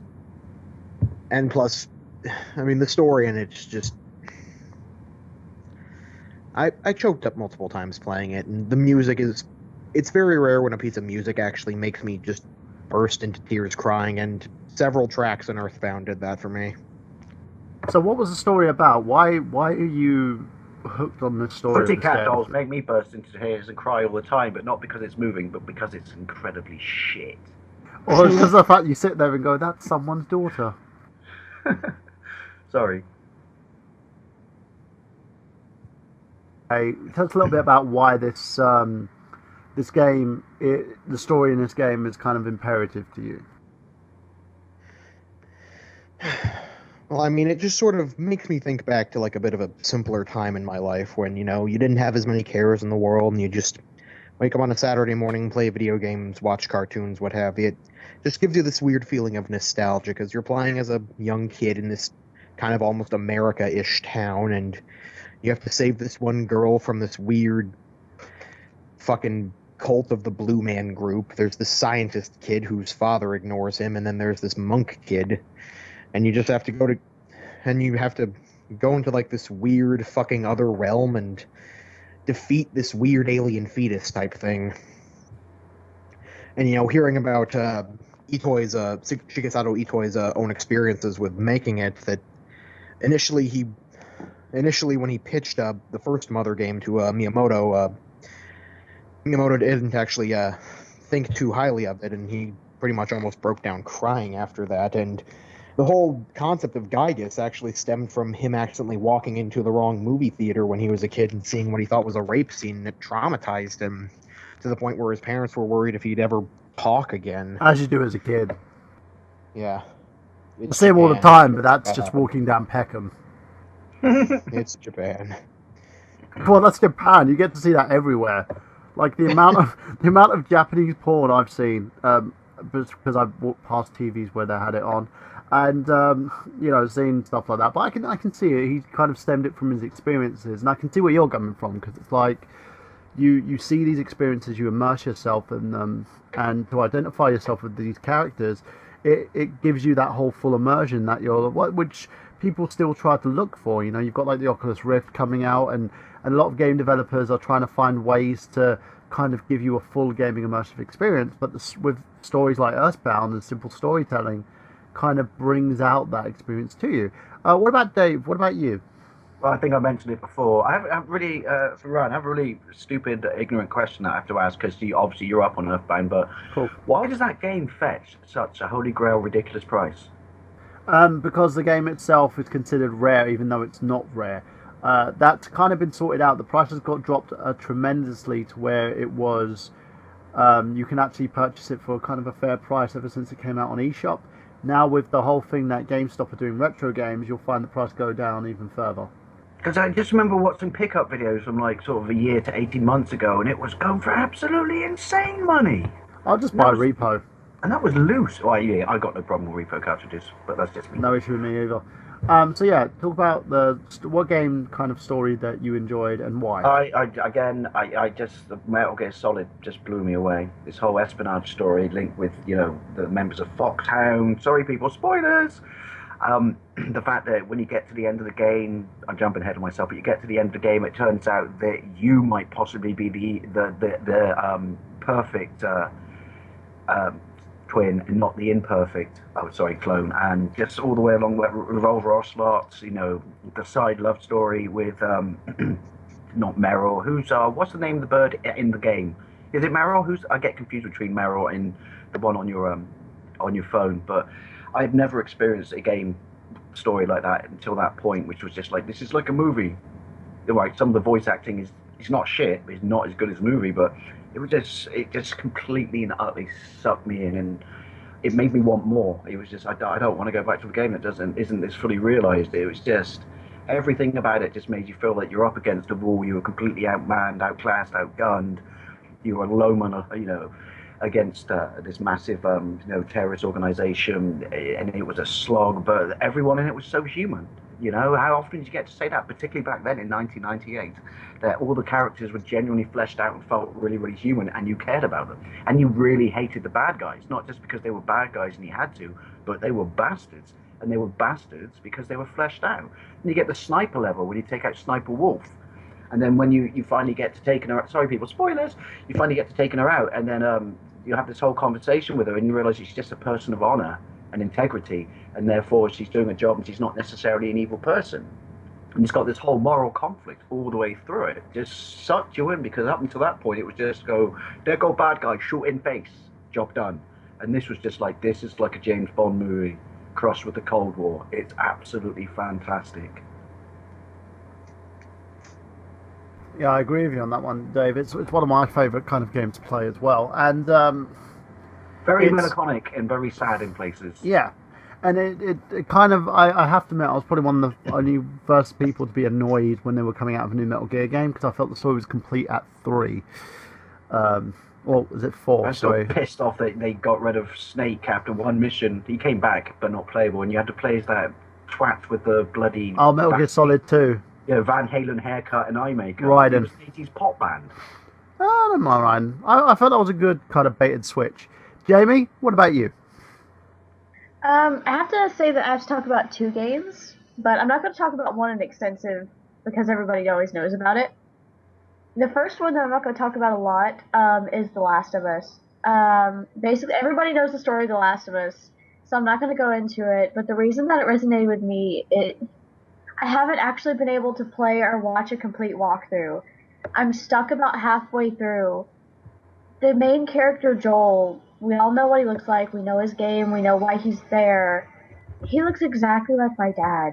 And my dad passed away when I was 12 of a massive heart attack at the age of 52. And he died in my mom's arms. And I was the one who found him in trouble. At the beginning of the game, when it starts, the game starts at precisely the time of my dad's death. His daughter Sarah looks exactly like I did when my dad died. And when Sarah dies in her father's arms, it hurt me. I have problems with this game. Like it hits me emotionally to the point where when I met Troy Baker, I told him about it, and he cried and he held me because I was in tears over talking about it, over seeing my dad on screen with me. And Ellie acts a lot like I do, and Joel even acts a lot and talks like my dad did. And so it's that game really hits hard. It really does, to the point where I haven't finished the game because it will send me into just such a grieving state over my dad. The second game is To the Moon, and I know I've talked about that one a few times. The story of To the Moon revolves around this guy. You go to his house, you're playing as these 2 people who their job is they go into people's heads when they're dying and they make them believe that they've lived their wildest dreams when they haven't completed them. This guy wants to go to the moon, and he doesn't remember why. Through going back through his memories, you find out that his wife, River, had autism. And he's been taking care of her his entire life. And I don't have autism, I don't. And I connect with River because of her illness and because no one really understood it, and it was seen as something, it was annoying to some people, but other people completely understood it, but her illness could not be seen. And there's a scene in the game where they're at the doctor's office and they're sitting there waiting, and you feel this nervousness, and I felt that in the doctor's office. And you find out going through the game that his twin brother had met River and was killed in a car accident, but he had told the brother about River. So the brother met her and took care of her because he loved her and he wanted her to be safe. He wanted to go to the moon because if they were ever lost, River said, "Let's meet on the moon. Let's meet on the moon, right? There's a constellation around it that looks like a bunny. Let's meet on the moon, right on the bunny's tummy." In the game, you actually have to go through and delete the memories of River for him to get to the moon. But it ends up in his memory that she joins the NASA program as well, and they go to the moon together. And these games just resonate with me because I've been there. I've felt them. I feel them in my heart and in my soul, and they are games that when I watch them, I think about them for months. Or I haven't been able to think about them at all because it hurts. Wow, that's very profound. But I agree with you. I think storytelling kind of when it's done right, you can see characters that you immerse yourself in. They're pretty much resemblance of who you are, and you can work on your experiences. Sometimes it could be the simplest story. Sometimes it could be something that resonates with you in terms of what you see. It can even be an emotional connection or a memory that you share with a loved one. So watching stuff like this and working with these kind of characters, it gives a lot more emphasis and a lot more power to the games that you play. Now going on from that, going on a little bit of a lighter note, I'm going to generate a list. Can I just go on a quick of a lighter note? That was Go for it, Dave. wonderful. It was really, really moving. I can see how that would be like that. That's brilliantly connecting. Yeah, it is fantastic. My dad looks like, I'm not cheapening that, by the way. My dad looks like I'm not making this up. And if I put these on my Facebook, if I do a separated birth with him, he'll beat the shit out of me. But my dad looks like Hayachi from Tekken 2. I shit you Your not. dad is epic, and do not go on camping trips If I get where a you picture go of him near a from cliff. the 70s, where the side of his, because he's bald, where the side of his hair is kind of sticking out a little bit sideways, and put it next to a picture of Hayachi from a cutscene in Tekken 2, I could really say separate it, but Just don't go near a cliff. That's all I'm I saying. really don't think he'll like it. Because if you go near a cliff, he's probably going to push you off the cliff, and hopefully that you'll come back as Satan. So, just saying. Oh, fuck it, George, if you're listening to this, which you're not, so screw it, I'm going to fucking do it. There's going to be a separated birth of Hayachi and George Wade. We're going on from that, and Sorry. I feel bad for you, George. Now let's go to the 6 storytelling problems in video games. Now this is a list generated by Cracked.com, and it talks about the different. Can I try and guess one of them? Yeah, go for it. Continuity. We shall see that which one is that. Nope, but you kind of got it. All right, number 6. I can have that because it is. Very true. But it's problems that you can't fix. I Now, just posted a picture in the chat of like my dad compared to Joel. oh, well, number 6. You got the sociopathic heroes. Now, any game needs an enemy of a hero that kill hundreds of thousands without coming across horrifying. The most common solution is to make enemies zombies, orcs, aliens, and some fictional creature. The socially acceptable massacre in the enemy have to be human. They're usually soldiers that are Arab, Asian, or other races that are sometimes losers of war against. Now, when a story calls for bad guys to be regular civilians or human beings, American citizens, the kind you might run into at a bar, you weren't busy trying to shoot each other in the face, that's when things fall apart. Now, do you guys agree with that? Do you think that making someone kind of sociopathic, like the most common one was Watch Dogs? So have you, I do. Yeah, you know what? I do. do you think that's an issue? What do you think, Ryan? Ryan? I honestly think the least of Watch Dogs' problems was making Aiden Pierce a sociopath. Because, I mean, let's think about this. All right, I'd consider my uncle to be a cool guy. I mean, the only times I see him during the year are holidays when he needs me to fix his computer, or if he wants to score weed off one of my friends. But let me just Allegedly. what drives Aiden Pierce like, what drives Aiden Pierce to care about his nephew so fucking much that he turns into a Grand Theft Auto protagonist to avenge his death? You mean his niece? your Was it mom his do niece? that? Wasn't it? It was his niece slash daughter with his very eerie relationship with his wife slash sister. Something like that. Whatever. Yeah, no, I agree with you. I felt he was too sociopathic, and the fact that he would do anything to get the job done, like he killed a guy to assume his identity, and then at the end of the game they give you this whole like, oh, now you got a moral choice whether or not to kill someone. And I remember my friend was sitting there next to me, well, former friend was sitting there next to me, going, "No, you don't. You have no right to make that choice now because you've been going around gun-hoing everybody." So who are you to make that fucking choice now and try and be Mr. Moral Compass? Which is true. He was too much of a kind of... He was supposed to be a protagonist, but he seemed too much like an antagonist. You might as well have just left him to dominate the world. What about you, Dave?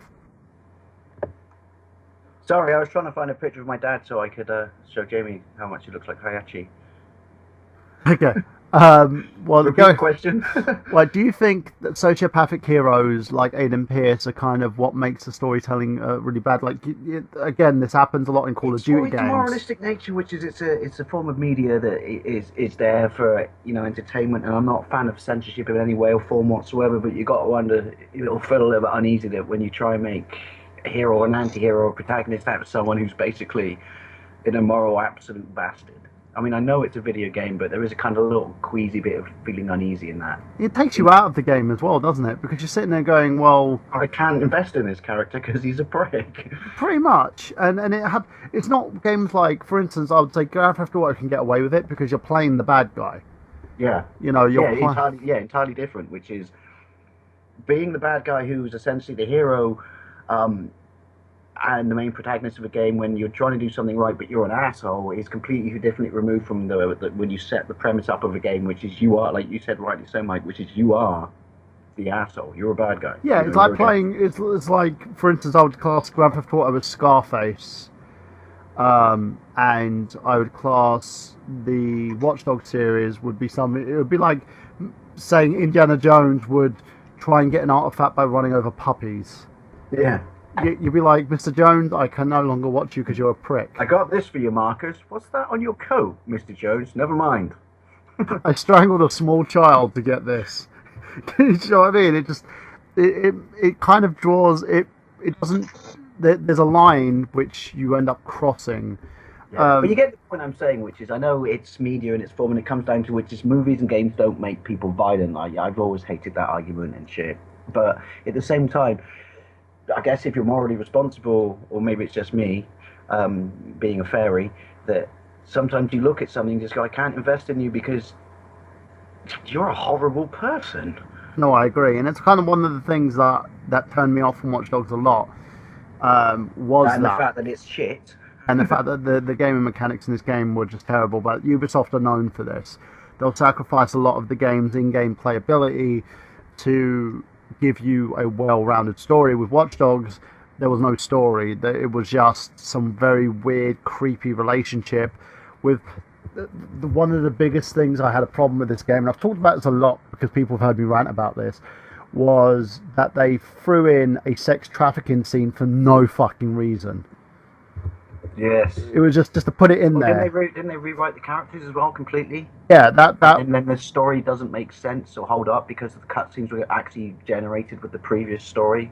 Yeah, we coined a phrase for it and called it incesty molesty. So yeah, it was literally and they came out and said afterwards, we're thinking of getting rid of Aiden Pierce as a character altogether in the series because people don't like him. And you wonder why, Ubisoft. Jamie, what about you? Do you think this storytelling element is do they go overboard and make these characters very unlikable? No, I don't think the problem is making a character sociopathic. Not all sociopaths are assholes. The problem is that they do not know how to designate between a sociopath and a psychopath. There's very good point, actually. Yeah. There's very little differences, but they mean a lot. The things that they have a quote-unquote sociopath do most of the time does not make a sociopath. That is a personal choice. That mental illness does not make the character a bad person. Not all sociopaths are a bad person. It is a character writing flaw that every time they write a character that is a sociopath, they automatically make them evil or an asshole, and that's not the case. I don't think that making a character a sociopath is the problem. I think they don't know how to properly write a sociopath, and that is the problem. Well, to bounce off of that, do you know how they resolve this issue? By making their villains cartoonish. Now, the easiest way to kind of resolve this is they make the villains an even bigger prick. So basically going around shooting the fucker would make it easier for you to be a prick yourself. Again, this is a very, very big issue. Now, it says that the writing of a new Like that line in The Simpsons, toot on, son, toot on. Yeah. Frick on, son, frick on. The villain is as hard as making people hate an over-the-top monster is easy. We'll be too busy shooting and looting and bother looking at things when the bad guy's perspective. The developers bank on that because the villains, playing in most games, have absolutely no goddamn ball-punching sense. One of the greatest plot twists in the video game history is a huge trick, no logic behind it. In Bioshock, you learn that your friend who's been helping you is actually Frank Fontaine, a brutal gangster. He cooked up a phony identity as a family man to earn your sympathy, but was actually using mind control to make you do his bidding. But he could control your mind. Why then elaborate with a fake story at a dramatic reveal? Ryan, what do you think of this? Do you think that this is true? This is the big trope that they use by making their villains cartoonish? It depends on the game, I guess. Okay. So let me go for a big for instance on here as well. What about something like Wolfenstein: The New Order? The villain was very over the top-ish, and My game of the year for last year, by the way. But you can tell that the story itself was kind of way over the top in terms of what it was, but it did work for what the game was there. And then you look at some other games, for instance, where by no sense of it whatsoever, the villain is, and again, go back to Watch Dogs, the villain's a complete psychopath who suddenly can do everything that you can do, but has been giving you a round robin throughout the whole entire game. So then you have to justify killing this guy because reasons. So what about you, Dave? My game of the year, but no, yeah, you're kind of right, which is, all of a sudden you wake up and there's he with everything that you've got, and see, that's entirely different though, because that comes back to talking about story, which is they didn't really establish fuck all about that. It just happened, like you said, because of reasons. It would have been a lot more viable and buyable. That rhymed. And if we got to see quotation finger reasons. Yeah, again, guys, check out my my Let's Play of Watch Dogs on my YouTube channel, and also a review, youtube.com/TheNerdGenius. It's got the whole thing there, and it's really some funny commentary. But it does happen, it does happen a lot. You can have it as long as you establish it. And Jamie was right, I retract some of my opinion and my thought when you asked the question, which she was right about. If you write it correctly, you can have that. So I guess what I'm saying with that is, which comes back to this, which is, give me those reasons, and then it's viable. Think about it this way: Final Fantasy VII is usually the most viable one and justified over-the-top villain, as in Sephiroth. You get a slow build that makes him into who he is. Do you know what I mean? He doesn't suddenly become over the top. In Watch Dogs, you kind of have this over the fucking top villain who's there at the time. Or if you look at Batman Arkham Origins, everyone was over the top there. Or there's certain ways you can justify it, but that it's kind of justifiable because that exists in the Batman universe. And you go into the prison, and it's these are DC villains.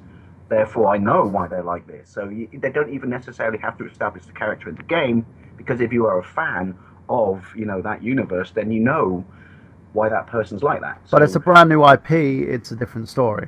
Yeah. Jamie, what do you think? Do you think the villains are too over the top-ish in some games? Once again, it would depend on the game. My personal preference is, if they're going to be over the top, give us a reason for it. Give them there's a lot of villains nowadays that are over the top, but we don't have a reason for it. You want to make them terrifying. You want to make them, you know, you want to make us like them as a villain, but hate them. Give them a backstory. Well, there's a Give phrase them, for this, isn't there? It's called Bond villain syndrome. yeah, and it's like, make sure that they have a backstory. You want me to be terrified of a villain? Write it that way. Give them a subtle, like, one of the things I think more villains should have is fleshing them out more. These villains have no reason to be here except for the fact that they had to have a bad guy. Flesh out your villains. Give them mental disorders. Give them backstories. I thought you said nipple disorders, which technically No. they did in Man with the Golden Gun. Make sure that they have a reason and let us see it. If it makes them human, it'll make them terrifying. That is one thing that I have learned. If they are human, they are terrifying. The real scary people in movies and things nowadays aren't the supernatural creatures. They're the humans. Well, here's one that I think it's kind of like an unjustifiable villain. Anyone play Call of Duty Advanced Warfare? Ryan, you played that? Played it, Dave? Yeah. Okay. Kevin Spacey's character.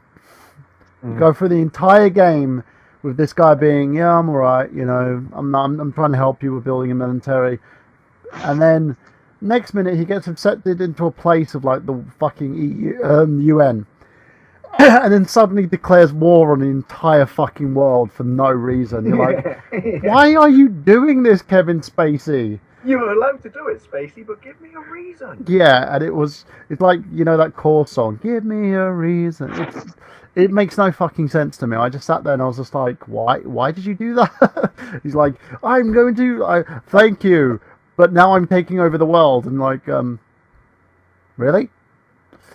So it makes no sense whatsoever. I think storytelling is kind of... come on, well, you could take over the world, mate, but I need a reason. Yeah, I collect amiibos because I can scan them into my games. There's a reason. I'm taking over the world just cuz. Yeah, at least Bowser has a justifiable Oh my God, reason. it's Pinky in the brain. Yeah. Right, number 4 on the list. Inappropriately mute heroes. If you're going to express an unpopular opinion here, so let's just get out of the way and move on.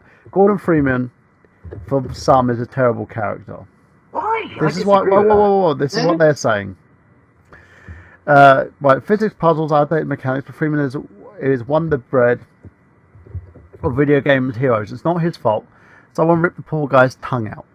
Now, making modern heroes mute is intended to create immersion. It's some random dude hitting aliens with a crowbar and spouting witticisms, is reacting to commenting on the situation, events, is saying that, like, in your head. What they're saying is Gordon Freeman he's not, in terms of what he is, he worked for his game. But they do it a lot. The new Assassin's Creed person is mute. You don't hear them. They never say anything. And why? Because everyone else is doing all the work, so you're relying on the secondary characters to kind of tell your story for you. Do you think this is a bad trope in video games? To start off with you, Ryan. Again, it depends if... Sorry, I'm losing my train of thought here. Like, I mean, if it's like a first-person game, I do understand it, since it kind of does break the immersion. And if it's like a game like South Park: The Stick of Truth, which I do feel is another game that it kind of worked there as well, since they wrote the whole script around it. But some games, it doesn't necessarily make that much sense. But for the most part, I don't necessarily have too much of a problem with it. It's just implementation is key in these cases. Dave? No, he's right, yeah. I mean, I like to have a character who's voice and flesh, and I kind of like Gordon Freeman, but then at the same time, if a character's, as Ryan says, implemented really, really well, you've only got to look at the ninja. I'm sorry I keep coming back to this game, but it's just because it's such a wonderful game and answers all my examples. You've only got to come back to Grey Fox or the ninja from Metal Gear Solid, which is, he says, fuck all. during the whole game, but you get a very strong moral. Even though he starts off as the bad guy, you get a very strong sense of moralistic behavior from him. And presence. Yeah, and he does nothing voice-wise apart from a few very limited cybernetic voice lines in the entire game, possibly 3 or 4. So yeah, I guess Ryan is right. It's about how you implement. I guess, and with you, how you implement the presence of a character. Jamie? What about Chell from Portal? She didn't say anything, and yet we got a sense of the character. We got a sense of her backstory. You know, I don't think the character necessarily needs to speak, but let us know why they're not speaking. I mean, no, with Chell, it was kind of more of a satire. She didn't speak just because she was the main character. And she had been in stasis for God knows how long. But it's going back to, like, Link of Legend of Zelda and things of that nature. You know, you can be cool. Yeah, you can be a mute hero and still be the hero, and it's either funny that you can't speak, or they give us a reason why. I don't think you necessarily need to be able to speak in a video game, but for the love of God, let me have feet. If I look down and my character does not have feet, I'm fucking concerned. How the hell am I walking? My character doesn't have feet. I want to go back to the 90s and punch Rob Liefeld in the face. On stubs. It's like, why don't I have feet? On stubs. Am I gliding? Yeah. You're on stubs. Which You're walking on your stumps. Yeah, pretty much. Okay, here's another trope that I kind of agree with it. Lore spiraling out of control. Now, the great strengths of video games is that they can tell a story that unfolds in 20 hours instead of 2. Unfortunately, many games don't take advantage of this, and others exploit it, like people who try to get the entire metal out of a grocery store samples. Metal Gear Solid is the classic example where you need cliff notes to understand each game's plot. I disagree. Most of them assume you have knowledge of their predecessors, that they're jumping in the middle of a plot-driven series like Game of Thrones. If you jump in the middle of Season 2, you have to figure out every conversation that the characters are having who are no longer alive. The bigger problem is the more and more games you're trying to deliver the stories through the in-game databases, you'll probably played modern games that has a codex, archive, grimoire, and some other fancy term was basically a wiki. It combines the fun shooting monsters with the raw thrills of reading an encyclopedia. I technically agree with this, and I technically don't, because I think there's games that kind of, like for instance, I would go into the whole issue I have with the Assassin's Creed games where it's gotten to the point where you no longer know what the fuck is going on unless you've basically played the previous games. If I jumped in from Assassin's Creed 4, I would be fucked because I wouldn't know what the hell happened in Assassin's Creed 1. And if someone was like, "Oh, Desmond," I'd be like, "Who the fuck is Desmond?" What about you, Dave? What do you think? I understand where they're coming from, but at the same time, I also think if a first-time round game, and let's be honest, Metal Gear Solid wasn't the first in the Metal Gear series, but carried on the lore from the previous games, but it was a good jump-on point. If you have a game that starts off and creates this whole, lore in this world, then, and, right or wrong, because I think when the second one's come along, I think, well, why are you buying the sequel if you know fuck all about the original? You should, it's a double-edged sword, you should be invested in this character, because it was established. I don't think anyone would jump on and just go, "Oh, Metal Gear Solid 2, this looks really, really good. I'm going to jump straight into this franchise," knowing that it says on the back a cinematic masterpiece told by Hideo Kojima, expanding the story. And it says expanding the story of the Metal Gear universe from the first groundbreaking award-winning game. Then I think you'd be a fucking idiot to buy that and just go, "This is going to be my starting point for Metal Gear, Solid universe." I think it depends upon the game and the franchise, but I also think that's just the nature of games and sequels, isn't it? Really. Jamie? To me, it all depends on how long the series has been out. If you want to jump right into a series, and the series has been going on for longer than 15 years, please just at least put something in the game to where we can understand the story without going back and playing the last 27 games to try and get up on the story. Now, as far as notes go, if people are upset about reading notes in video games, I have to read in my video games, well, that's why you fucking learn how to do it in school, you prick. You read every day. If Amen. you want to play video games without reading, I suggest you fucking play Pac-Man because Well, you're yeah, even long gone reading are the days, subtitles. aren't they? Long gone are the days of the 8-bit. I and pride it's like, myself on these not reading notes- instructions, but you can't jump into the modern day gaming era and saying, I don't want to read instructions or notes. It's like, what? Or when Yeah, they drop I you in the hate Atlantic people- when you don't know how to swim, see how that works. Yeah. It's like, I fucking hate people who run through video games and they're like, I'm not reading this note, you can pause and read it if you want to. It's like fucking bullshit. Read the fucking note. You're not going to get 90% of the story. And it's like, I don't know, that's one of my biggest pet peeves in video games. If you don't read the notes because I don't want to read, fuck you. Ryan, what about you? I think you just disconnected. I see the little hangy uppy sign. Jamie, I know this is the middle of the pod. Jamie, do me a quick favour. Go to the front of my Facebook page. I couldn't find an old one, so I used a new one. But if you just unage my dad by 20 years next to Hayachi, you'll see that he does look like him. George is Oh my going god. to kill me. Okay, let's go to the next bit. We've got a couple more left, and we're nearly there, guys. Nearly home. Padding the missions just to make the game longer. Video game manufacturers like to brag about how many hours of video games take to complete, but gameplay hours, like a penis inch size, isn't everything.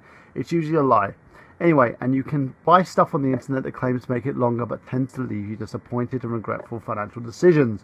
While developers are happy to tell you their game is in 20 hours long, has 50 missions, or will ruin 3 of your personal relationships, it's the time it takes you to complete it, they never say precisely what it is you'll spend your time doing. Now, I agree with this to an extent, because Watch Dogs was one of those where I played 60 hours of the game. 60 fucking hours of my life was spent on that game. You have problems. I have problems, yeah. And it was spent faffing about. It's like they took the worst part of Assassin's Creed and turned it into a full game. It was, oh god. I rented this game. Just think about that for a second. I rented it. Well, and having said that, then I'm quite impressed that you sunk 60 hours into a game you rented. Because I wanted to do a full review on the game, and then I regretted it. And I can never expunge that from my memory banks. people were just like, are you going to buy the game? I was like, fuck off. Yeah, fucking hell. I saw it in the bargain bin for like 20 quid, and I was just like, ugh, it's too much. I remember walked watching away. your review after I really wanted that game, and it was completely sold out in my hometown everywhere, possibly because on the Wii U, people just wanted something else at the time, and there was a little bit of a drought, and I was really upset. Then I watched your review, and I remember thinking, "Ooh, dodged a fucking bullet there." Dude, anybody who tells me otherwise, I remember Scott was going to me, it's just your perception. Then he played it and went, yeah, you're right. I was like, there you go. Ryan, what do you think? Do you think padding out, they do tend to do this? It's like, as I said, Ubisoft's legendary for this. They'll sacrifice a lot of gameplay for this story, but then they'll pad out the fucking game to give you extended hours of gameplay, but it just seems like you're faffing about. Yeah, pretty much. Ubisoft is very guilty of this. I'd honestly argue that Bungie was honestly guilty of this with Destiny. 'Cause, I mean, the story there was just unrewarding. The story was unrewarding. The gameplay was just kind of bland. The only thing that it did decently for me was the queue times, but other than that, it didn't really impress me all that much. Do you know any other game developers that kind of do this as well, in terms of their stories? I guess to an extent you could say Capcom with Resident Evil 6, since that was a fucking nightmare. Oh god, that game was strenuous. Jesus almighty. Oh, I played Leon's campaign. I was like, oh, this is good. Then played the other That's the only campaign. good campaign, and that's not perfect. Fucking hell, was Chris a fucking emo in that game? Bloody hell. Padding, Oh, God, our padding. poor Quick time Barra. events, padding. Is Quick it because time he events, took? padding. Yeah, is it because he took too much fucking testosterone pills and steroids that he ended up? He took too much steroids to try and be sexier and bigger than Wesker, and then Wesker was like, fuck this shit, I'm out, and stepped into a volcano. Now Chris is like, what am I gonna do with the rest of these Can I steroids? just quickly add, So Jamie, he by took the them way, all at every once. time you say Wesker, you have to say it like Resident Evil 1 on the PlayStation. Wesker. Wesker. Whiskers. Whiskers! Yes, it's drawn out. Wesker! I always say it Whiskers so that he sounds like a cat. I give my cat whiskers. Yeah, it's Whiskers. So, Jamie, what about you? What in terms of storytelling? Do you think a lot of developers are guilty of padding out games just to make them longer? Yes, I think that they have completely just. They're like, how do we make a story longer? Well, let's not make it more intricate. Let's not make it more interesting. Let's put in a whole bunch of fucking useless missions that are so long that we forget what the game is even fucking about, and then we'll have our 20-hour game. Okay, awesome. Sounds like a great fucking idea. Let's do it. And then let's make them pay $20 to $40 for a DLC to make the story make more sense that we just fucked up. Yeah, the Ubisoft again.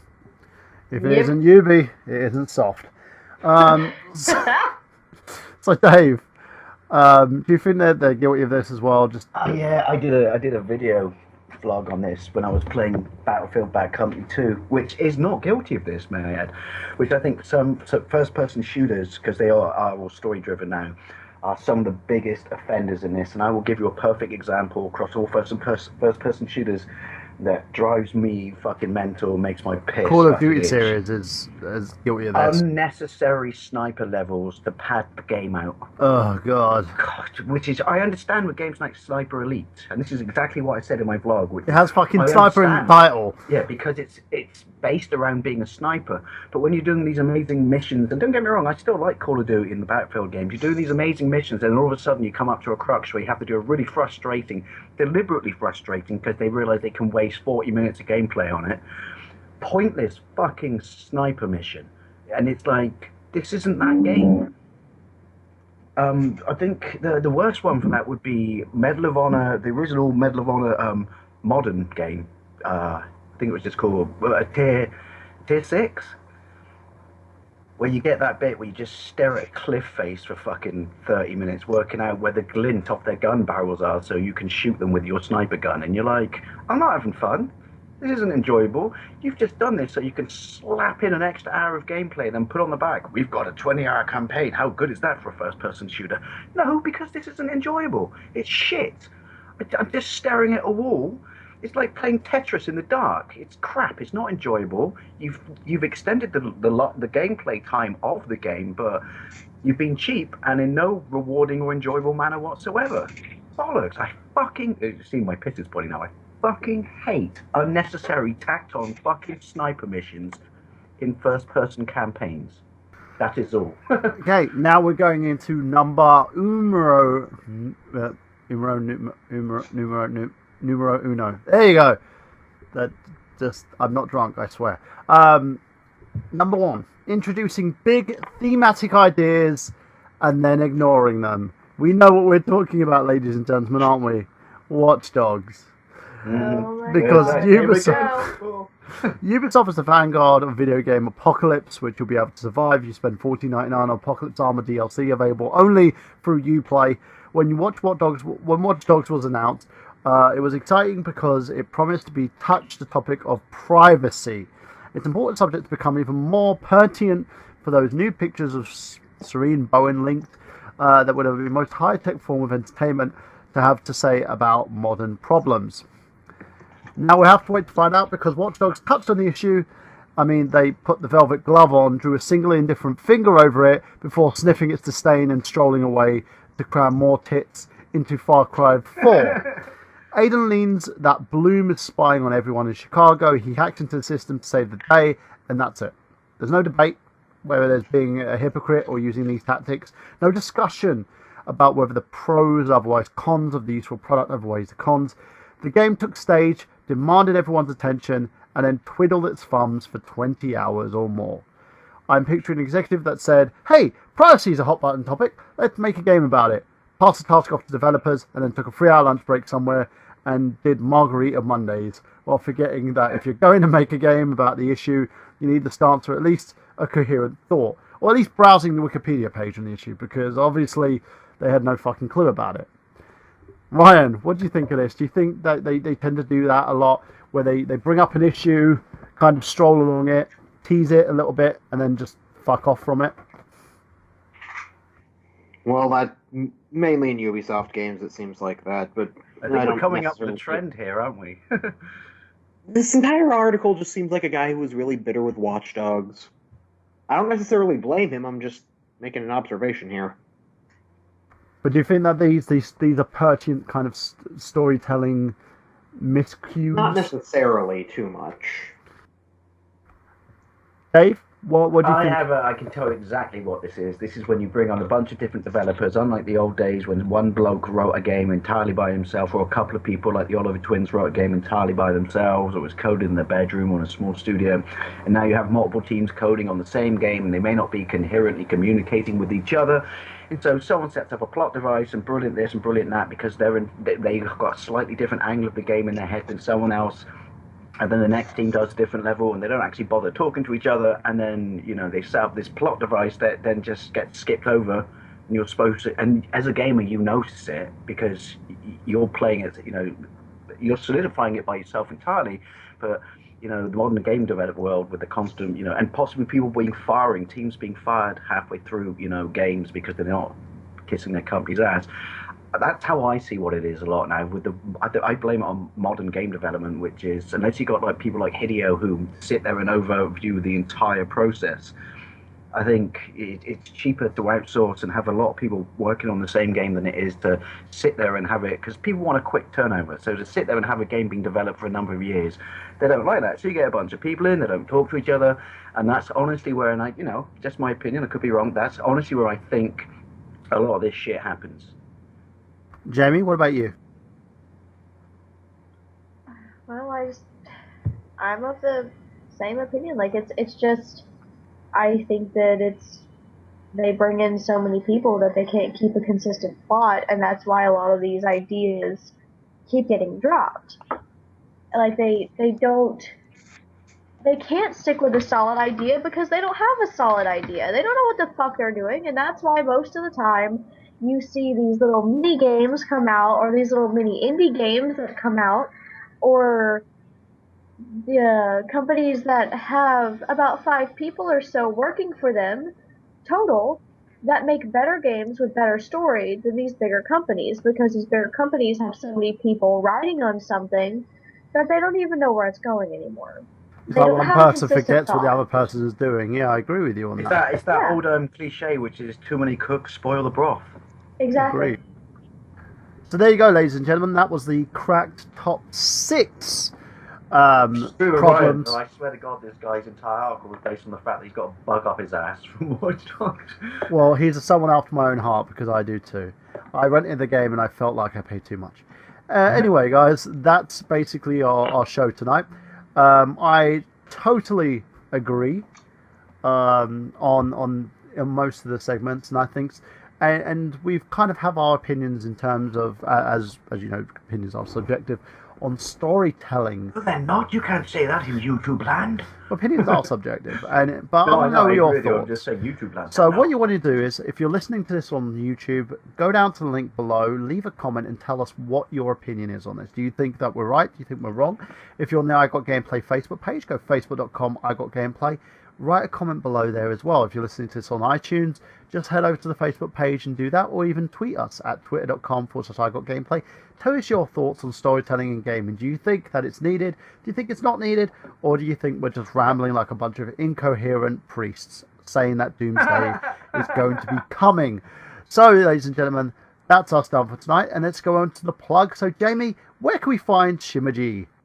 Knitting me You a can hat. find me at Shimeji on YouTube, and I swear, guys, I'm going to be having more content. I was supposed to have my new studio set up a few days ago, but there was a miscommunication with furniture and whatnot, so now my apartment is a wreck and my studio is not set up. I will be getting it set up within the next few weeks. So I blame Watch Dogs. Yeah, totally. Sorry. So I will be able to film. You can also find me on Hazardous Cosplay on Facebook. You can find me at Shimeji Crafts on Etsy. I do commissions. I make a whole bunch of cute little charms. You can find me on Facebook as well. I can make anything under the sun if you want me to try, at least. Apart from a knitted hat, apparently. Apart from a knitted hat. I will be going to MomoCon, but it's only going to be for one day. We're either going to go Friday or Saturday, so look for me. I will be sporting a Mad King Ryan cosplay from Rooster Teeth, and I will also be cosplaying Neapolitan from Ruby. And you can also look for me at Rooster Teeth Expo RTX 2015 in August in Austin, Texas. I will be going along with a group of lovely friends, and we will be taking tons of videos, so come up and say hi if you see us, and take a picture. Dave, what about yourself? And please don't go dark. I'm not. That's the Preserver Slamcast. My one yesterday was particularly good, Burhan. You would have liked it. Yeah, you can find me along with Post 1975. You can find me at Dave Wade on Facebook. If you like your retro games, you like a good community question, a vlog about pointless stiff. Occasionally stuff about food, and just generally someone who just puts whatever he thinks on his YouTube channel. Then come and check me out. I thought you said in his mouth. I was like, I was with, Resident Evil who took too many steroids. That's why I said stiff. Actually, no, it wouldn't be stiff if I took too many steroids, would it? Never mind. But Ryan, what about you? I do nothing of interest on the internet whatsoever, but if you can try to find me at PAX this year, if you manage to get a ticket, which I guess none of you did, I'll be wearing a gray hat. And a purple rose. I like that. Very specific instructions. Ladies and gentlemen, you can find me on youtube.com/TheNerdGenius. I did my vlog from Play Blackpool. I was there for the weekend last week, and it was not a bad experience. As I said, I basically did a video talking about, and my AMA was my Ask Me Anything. So I put a question on my Facebook page, asked anyone to ask me any question they liked, and I answered it on the video. A lot of people liked it as well. I also do my Who's That Pokemon series. I'm going to be doing a new video this week on that, and also a new Rob Rich review. And also, I want to try and start a couple of brand new things as well. I'm doing E-Tank. I also do videos for Mega Ran. And Let's School Dave. Yes, and I want to try and do a new video for Dave called basically either Lawn Boy Plays, or we haven't figured out what the idea is going to be. The idea behind it is we're going to take a bunch of known YouTubers or people over the internet and get them to get Dave to try a game that he's never played before, and see if we can actually teach him how to play it. Something outside of my comfort zone. Yeah, teach him how to play it within 3 minutes or less. It's going to be hilarious. So we got on that, guys, as well. Check out my YouTube. Check out youtube.com/RetroUnlim Live, and also Retro Unlim.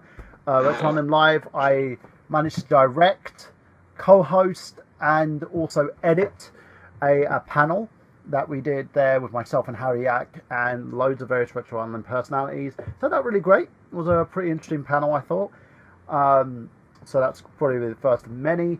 And also, for those who are wondering what's going on in terms of Silent Hill Genesis, I'm working on an AMA at the moment. So if you want to go to my Facebook page, facebook.com/Michael Burhan, ask me anything about the Silent Hill pilot, the ideas behind it, and what's going on, and I will answer it in a video. I'm trying to get as many questions as possible. I'm going to be doing a huge tour, podcast, everything.